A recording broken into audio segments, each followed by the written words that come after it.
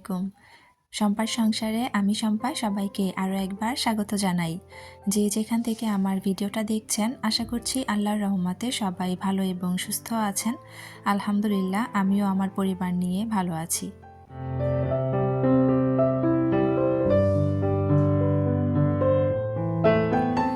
কয়েকদিন ধরে যে পরিমাণে ঠান্ডা পড়েছে রোদের একদম দেখা নেই বললেই চলে।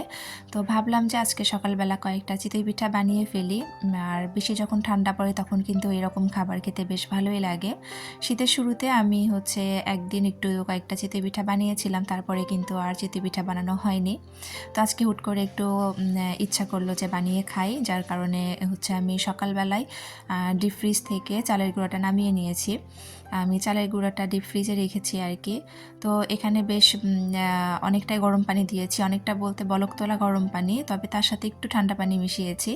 যেহেতু ভেজা চালের গুঁড়ি, যার কারণে কিন্তু একটু গরম পানি দিয়ে মাখিয়ে নিলে পিঠাটা কিন্তু অনেক বেশি সফট হবে।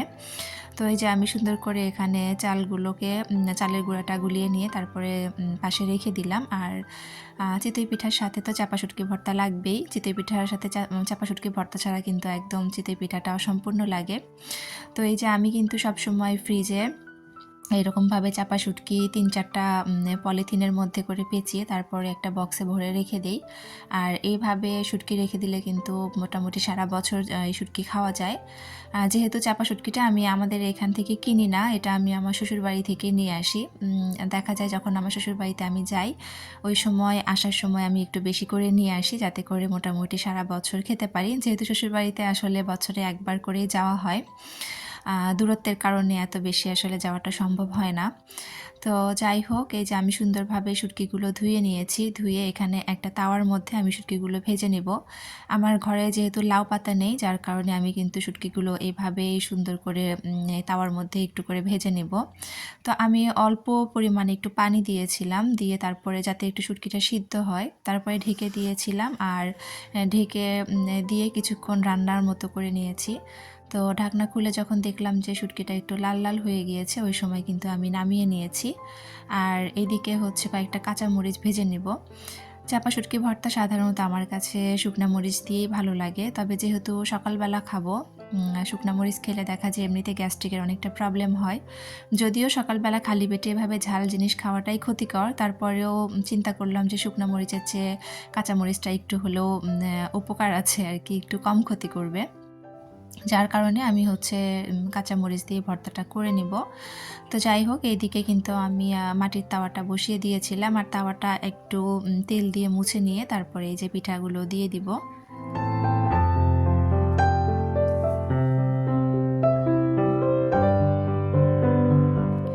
পিঠাটা চুলার উপর বসিয়ে দিয়ে এই ফাঁকে আমি ভর্তাটা করে নিব, কারণ চিতই পিঠা হতে একটু কিন্তু সময় লাগে। তো এই ফাঁকে কিন্তু ভর্তাটা করে নেওয়া যাবে। তো আপনারা যারা আমার ভিডিওটা দেখা শুরু করেছেন প্রত্যেকের কাছে রিকোয়েস্ট করে নিচ্ছি, প্লিজ আমার ভিডিওতে একটা লাইক দিয়ে পুরো ভিডিওটা কন্টিনিউ করবেন, কারণ আপনার একটা মূল্যবান লাইক আমার ভিডিওটা আরও অনেকের কাছে পৌঁছে দিতে সাহায্য করবে।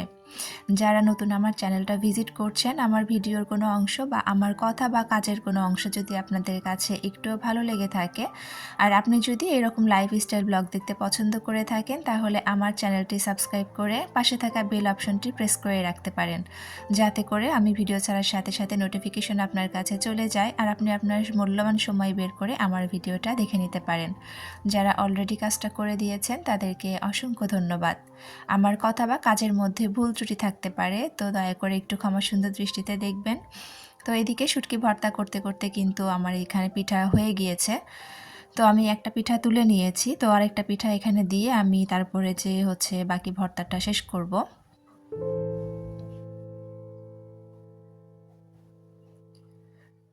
চিতই পিঠা বানানোর সময় এই যে একটা ঢাকনা দিয়ে তার পাশ দিয়ে যে পানি দেওয়ার ব্যাপারটা, এটা কিন্তু শিখেছি আমি আমার শাশুড়ির কাছ থেকে। আমাদের এই দিকে বা আমার মাকে আমি কখনো এভাবে পিঠা ভাজতে দেখিনি। আমাদের এইদিকে সবসময় ঢাকনা খুলে যখন ছিদ্র উঠে যায় পিঠাতে, তারপরে ঢাকনা দিয়ে পিঠা নামিয়ে নেওয়া হয়। তবে আমার শ্বশুরবাড়িতে যে আমি দেখেছি আমার শাশুড়িরা কিন্তু এইভাবে পানি দিয়ে তারপরে চিতই পিঠাটা ভাজে, এতে করে পিঠাটা অনেক সুন্দর ফুলে ওঠে। তো আমার কাছে বেশ ভালোই লাগে। তো আমি কিন্তু পিঠা যখন আমি যে ভর্তা দিয়ে খাই তখন কিন্তু আমি এইভাবেই ভাজি। তো এদিকে আপনাদের সাথে কথা বলতে বলতে কিন্তু শুটকি ভর্তাটা আমার মোটামুটি হয়ে গিয়েছে। আমি কিন্তু এখানে কাঁচামরিচ তারপরে কাঁচা পেঁয়াজ দিয়ে ভর্তাটা করেছি। কাঁচা পেঁয়াজের সাথে কয়েক কোয়া রসুন দিয়েছিলাম, আর পেঁয়াজটা একদম আদা বাটা করে রেখেছি যাতে করে একটু কামড়ে পড়লে খেতে ভালো লাগে। আর শুটকি ভর্তাটাতে আমি না ধনিয়া পাতা দিই না, তবে হচ্ছে আমার ননাসকে দেখেছি উনি এই ভর্তাটা এরকম ধনিয়া পাতা দিয়ে করে, তো আমার খুব ভালো লেগেছিল। তো তারপরে ভাবলাম যে আমি একটু ধনিয়া পাতা দিয়ে খেয়ে দেখি, তো অনেক বেশি মজা হয়েছিল আলহামদুলিল্লাহ। তবে আমার হাজব্যান্ড একেবারেই ঝাল খেতে পারে না, তো ওর জন্য ঝালের পরিমাণটা একটু বেশি হয়ে গিয়েছিল। আর আমার কাছে আবার মনে হয় যে শুটকি ভর্তাটা একটু ঝাল ঝাল না হলে কিন্তু খেতে ভালো লাগে না, বিশেষ করে চাপা শুটকির ভর্তা। তো এদিকে ভর্তা হয়ে গিয়েছে, আর কয়েকটা পিঠা আমি প্লেটে তুলে নিয়েছি। আর এখানে কিছু গুড় আছে, এটা হচ্ছে যে গলানো খেজুরের গুড় যে থাকে সেই গুড়গুলো। তো এই গুড় দিয়ে কিন্তু চিতই পিঠা খেতে অনেক বেশি মজা লাগে। তো আমরা কিন্তু আজকে পিঠাটা বিছানার মধ্যেই খাবো। আমার ছোট মেয়ে এখনও ঘুম থেকে ওঠেনি, আর আমার পিচ্চিটা উঠে গিয়েছে, আমার ছেলেটা, আর আমি, আমার বড় মেয়ে, আমার হাজব্যান্ড, আমরা কিন্তু বিছানায় বসে পিঠাটা খাচ্ছিলাম। শীতের দিনে কিন্তু লেপ কম্বলের মধ্যে বসে বসে এরকম খাবার খেতে বেশ ভালোই লাগে। তো এই যে হচ্ছে পিঠা যে লাল লাল দেখতে পাচ্ছেন বা একটু কালো দেখতে পাচ্ছেন, এটা কারণ হচ্ছে যে আমি কিন্তু পিঠাগুলো বেশ কড়া করে ভেজেছি। কারণ আমার হাজব্যান্ড কিন্তু এভাবে একটু কড়া করে পিঠা ভাজা একটু পছন্দ করে। চিতই পিঠার নিচে একদম কালো কালো হয়ে যাবে, মুচমুচে, ওইটা সে খাবে। আর আমি খাওয়ার ফাঁকে ফাঁকে কিন্তু পিঠা একটা দুইটা করে এনে দিচ্ছিলাম, মানে আমি চুলায় পিঠা বসিয়ে দিয়ে এসে ওদের সাথে একটু করে খাচ্ছিলাম। আমার হাজব্যান্ড আবার একদম এরকম গরম গরম গরম পিঠা খেতে বেশি পছন্দ করে, দেখা যায় যে চুলা থেকে নামিয়ে ওকে দিলে ও এটা অনেক বেশি পছন্দ করে, যার জন্য আমি এভাবে চুলা থেকে একটা একটা করে নিয়ে যেয়ে ওকে দিচ্ছিলাম আর সে খাচ্ছিল। আর এদিকে আমি একটা ডিম গুলে নিয়েছি, হচ্ছে আমি একটু ডিম চিতই বানাবো। আমার বড় মেয়ে হঠাৎ করে একটু ডিম চিতই খেতে চাচ্ছিল, আমাকে বলছিল আম্মু একটু বানিয়ে দাও। তো আমি কিন্তু আসলে এর আগে কখনো ডিম চিতই বানাইনি, এটাই ফার্স্ট টাইম বানাচ্ছি। এটা ইউটিউবে একটা আপুকে আমি দেখেছিলাম, তো ওইভাবেই আমি বানানোর ট্রাই করেছি। তো এখানে শুধু একটু পেঁয়াজ, মরিচ আর ধনিয়া পাতা, লবণ দিয়ে আমরা ডিম যেভাবে ভাজি ওইভাবে আমি ডিমটাকে গুলে নিয়েছি, নিয়ে তারপরে তাওয়ার মধ্যে পিঠাটা দিয়ে তার উপর ডিম দিয়ে দিয়েছি। আর মাশাল্লাহ এত সুন্দর হয়েছিল, আমার কাছে অনেক বেশি ভালো লেগেছে। তো আমি নেক্সট টাইম আবার ইনশাল্লাহ ট্রাই করব। তো যাই হোক, ওইদিকে আমাদের সকালের নাস্তা কিন্তু পিঠা দিয়ে হয়ে গিয়েছে। আর এখানে আমি চা বসিয়ে রেখেছিলাম, যেহেতু সকালবেলা আমি চা খাইনি, আজকে তো সকালে ঘুম থেকে উঠেই পিঠা বানানো শুরু করে দিয়েছিলাম, যার জন্য চাটা খাওয়া হয়নি। তো এখন হচ্ছে চাটা খেয়ে নেব।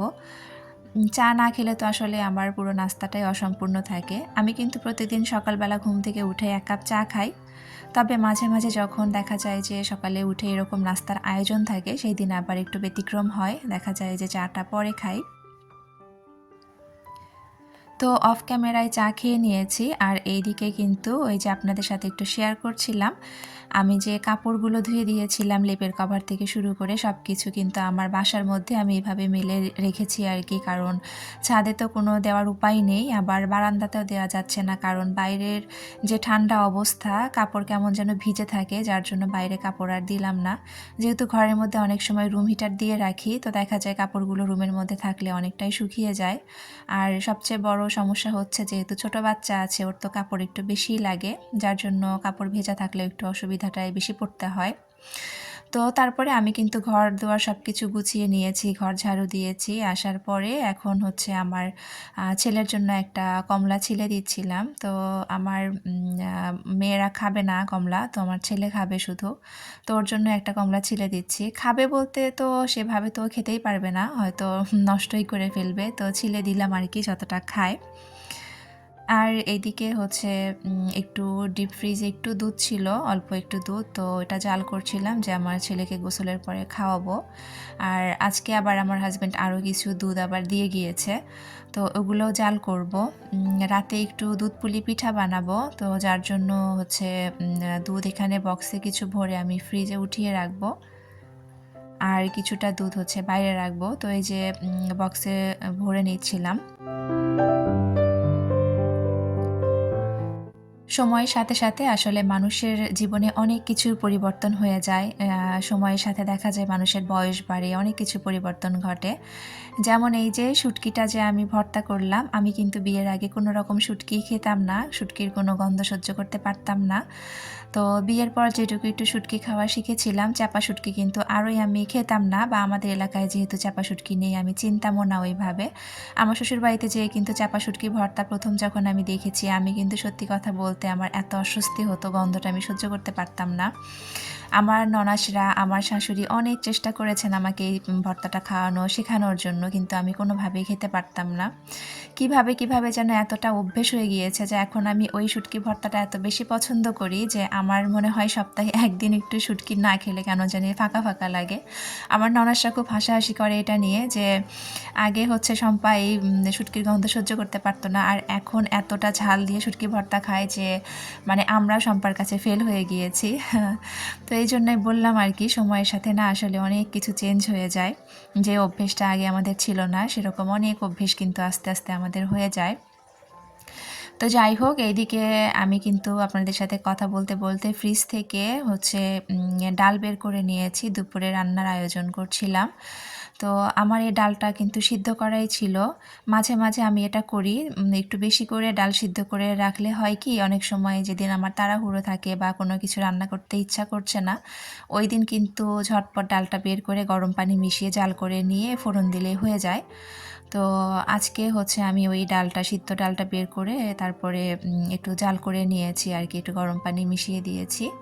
আর এইদিকে আমি একটু মাছ ভুনা করব, ব্রিগেড মাছ ভুনা করব আর কি। আমি মাছগুলোকে অফ ক্যামেরায় ভেজে রেখেছি। আর এইদিকে এই যে কড়াইয়ের মধ্যে তেল দিয়ে আমি হচ্ছে পেঁয়াজগুলো দিয়ে ভাজা শুরু করেছি, আর ডালের পাতিলটা আমি ওই পাশে চুলায় দিয়ে দিয়েছি, ডালটা জাল হচ্ছে।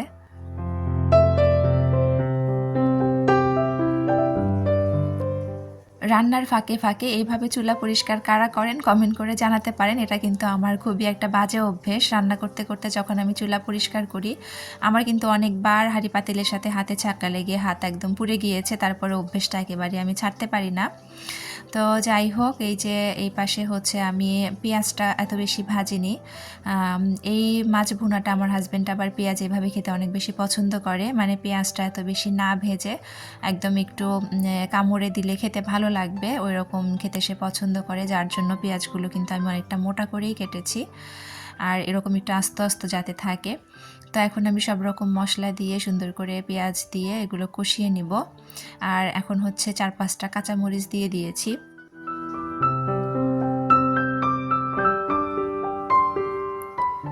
রান্না তো আসলে আমরা কম বেশি সবাই করতে পারি। দেখা যায় কিছু কিছু রান্না সব জায়গাতে হয়তো একই রকম, আমার কাছে তো তাই মনে হয় অনেক আপুদের ভিডিও দেখে।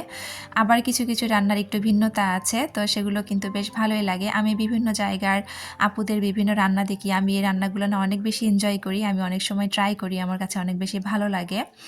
তো এখানে কিন্তু আমি মাছের পিসগুলো যে ভেজে রেখেছিলাম, এই মাছগুলো কিন্তু অনেক ছোট ছোট করে আমি পিস করে রেখেছি, কারণ এই ভুনাটা না এরকম করে ছোট পিসের মাছ দিয়ে খেতে অনেক বেশি ভালো লাগে। আর এইদিকে আমি ডালের মধ্যে একটু ধনিয়া পাতা দিয়ে দিয়েছি। আজকের ডালটা কিন্তু আমি ফোড়ন দিব না। মসুরের ডাল এইভাবে কিন্তু টমেটো আর ধনিয়া পাতা দিয়ে ফোড়ন ছাড়া খেতে বেশ ভালো লাগে। আপনারা কে কে খেয়েছেন জানি না, আমি কিন্তু মাঝে মাঝেই করি। তো আজকে একদমই ফোড়ন দিব না। আর এখানে এই যে মাছটাও আমার হয়ে গিয়েছে, তো মাছের উপরে অল্প করে একটু ধনিয়া পাতা দিয়ে দিয়েছি। শীতের দিনে তো আসলে সব তরকারি ধনিয়া পাতা ছাড়া একদমই অসম্পূর্ণ। তো আমার তরকারিটা কিন্তু হয়ে গিয়েছে। এখন হচ্ছে আমি তরকারিটা নামিয়ে নিব। তো সব খাবার আমি টেবিলে নিয়ে নিয়েছি। হচ্ছে এই যে পাতলা এখানে মসুরের ডাল আছে টমেটো ধনিয়া পাতা দিয়ে, তার সাথে হচ্ছে মাছ ভুনা, আর সাথে করেছিলাম হচ্ছে ওই যে যে শুটকিটা ছিল সকালে, ঝাল বেশি ছিল, ওইটা আবার আমি একটু পেঁয়াজ রসুন দিয়ে তেলে ভেজে নিয়েছি, এটা খেতেও কিন্তু ভালোই লাগে। তো যাই হোক, এটাই ছিল আমাদের দুপুরের খাবারের মেনু। ভিডিও শেষ পর্যায়ে চলে এসেছি, আমার জন্য সবাই একটু দোয়া করবেন। আপনাদের প্রত্যেকের সুস্থতা কামনা করে আর আমার পরবর্তী ভিডিও দেখার আমন্ত্রণ জানিয়ে এখানেই শেষ করছি। আল্লাহ হাফেজ, আসসালামু আলাইকুম।